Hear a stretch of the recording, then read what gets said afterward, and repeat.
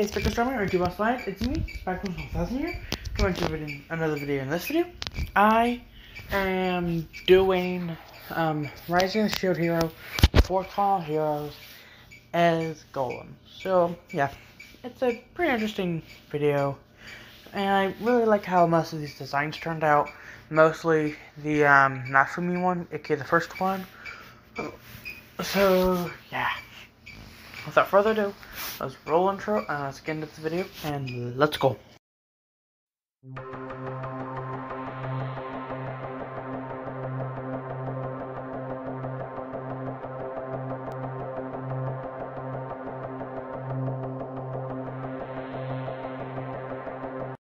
Like and subscribe if you enjoy this video. Hey guys, it's sorry, it's me, Karma, and I know it's been a while since I last talked at all, but, well, it's hard to say, but just to put it in a nutshell, a lot of weird things have happened, and, well, things aren't going as good as they usually should be going, especially after my brother, met that slender, domestic Slenderman guy. A real nasty creature, but let's just go into some golems I've found, and I've actually not really created, but how do I put this? Found.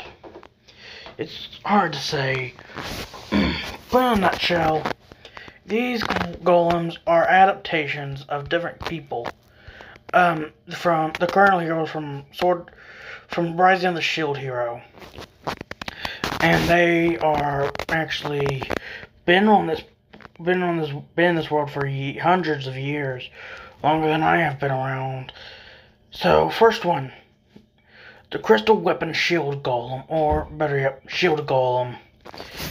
It took me around 12 days to fully get every piece of information I could get out of this one. Now this one is followed around by two fairly interesting two species respectively.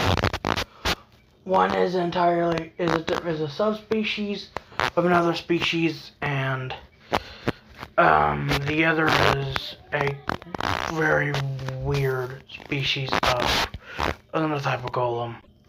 But anyways, they are actually power-wise relatively similar to the Shield Dragon, one of my personal favorite dragons I've ever researched. But I still am really impressed by their powers. The powers are, like I stated, very similar to the Shield Dragon's powers, but this has weird, okay? It has a shield at the end of one of its arms. But the crystal weapon part, the weapon is that shield. It can be used to bludgeon people, but most of its power comes from within the crystal. It has the ability to, well, how do you put this? Create constructs, but also shift its form. I've got a few stories about a kid who, not really a kid, but more of a guy who is, how do I put this, who's ascended to the aspect of a god, but in reality is a minor overseer for this world. He's a second generation type of person. His parents were a combination of human and dragon on one side, and human and golem on the other. Thus creating him the first ever generation of golem crystal, not really, what was that? Sorry. Oh yeah, golem dragon hybrid. He's a very rare, very powerful human in general, but just don't take him off. Let's get to the next one. This next one is someone, well, this type of golem is not really hated, but still kind of not really trusted but also sometimes trusted. It's a very on and off thing. It is known as the Crystal Weapon Sword Golem, or better yet, the Sword Golem. This golem, it stands up to be around 5 feet tall, weighing 5'10" if I remember correctly, weighing approximately 1 ton, whereas the Sheild Golem was staying around at least 6 feet tall and weighing around 1.5 tons. So decent size and different height and size and weight difference, but not just that, the power difference is also really good. I'm talking, this thing would absolutely lose and get utterly wrecked by the Sheild Golem. Now, this one is in fact has a legendary sword attached to it that's usually harvested from, which is usually grown back. And just like the last one, its deal is one arm is a sword and has a crystal in the middle at the hilt of the blade. That is where all the power comes from. It's one of its most known powers is to, well, how do you put this? Is a thunder strike, which is definitely powerful, but not a whole lot very powerful compared to what the Sheild Golem is capable of. Ugh. That one scares the living daylights out of me, to be honest. Now, this one isn't really trusted after what the what a golem did. It is Sheild Golems, and well, all these golems are able to speak Common, basically English, and a bunch of other languages.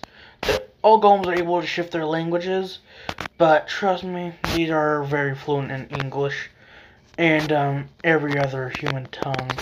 So yeah, it's a very impressive feat. Now, the one Sheild Golem, how do you put this? If I remember correctly, what was his name? Oh yeah, one Sheild Golem just killed an undead dragon that a sword golem killed, but it came back to life after killing some people by its rotting corpse. So yeah, real nasty thing. But it couldn't have survived without the help of 2 other subspecies of golem, which I will talk about later. But those 2 are really interesting, especially because of the different types of where they are found and all that. But let's get to the next golem. The next one is a very interesting one.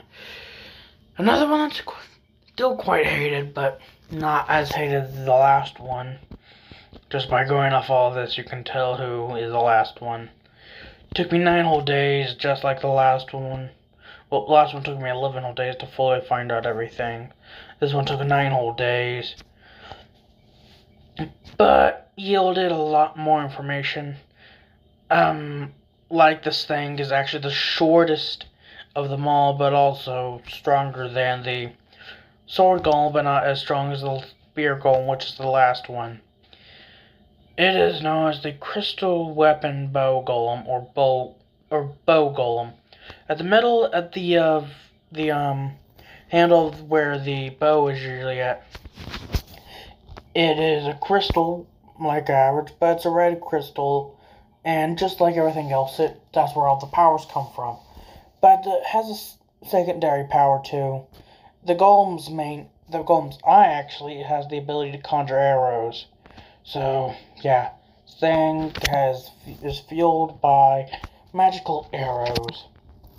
This thing also kinda saved a struggling nation, but well, one of these things helped a struggling nation, but not in reality. It kinda didn't.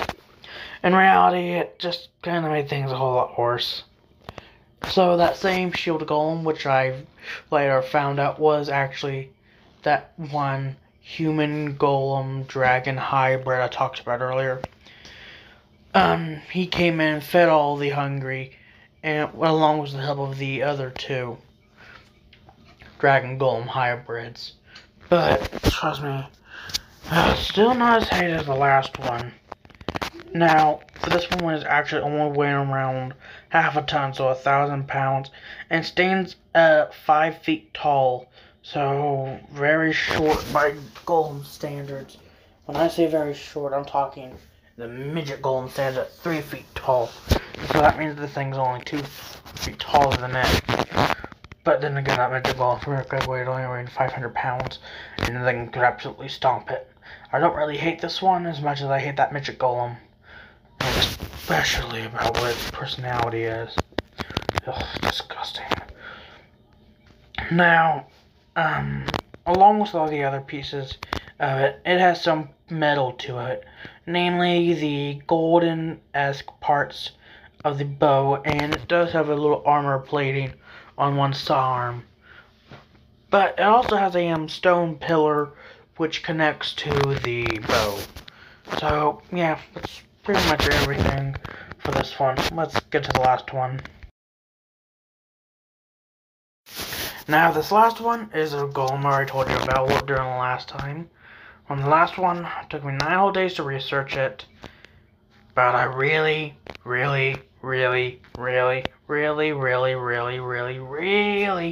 hate this one. This one is known as the Crystal Weapon Spear Golem, or better yet, known as the most common name, Spear Golem. Draconics related to this smirking douchebag Spear Golem. Really hate both of these golems, especially after meeting one human variant of the Dragon Golem hybrids. Dragon Golem hybrids, I'm going to look at, and they are a lot more common than I thought they were. So, anyways, this thing, due to it getting constant fights and so many people hating it, it actually has metal holding it together, which is actually its armor. So it's quite funny, to be honest. It has shoulder platings and arm platings that are around the arm joints to keep it together, and at the leg joints, like a kneecap area, which is where it is. Now, one part it never gets replaced at and gets plating at is the crotch, which, funny enough, is a very sensitive spot for golems, even though they don't really have a groin or anything. But trust me when I say it hurts for a golem. I've asked around by golems, and they've all said, no matter what gender I identify as, it hurts no matter what.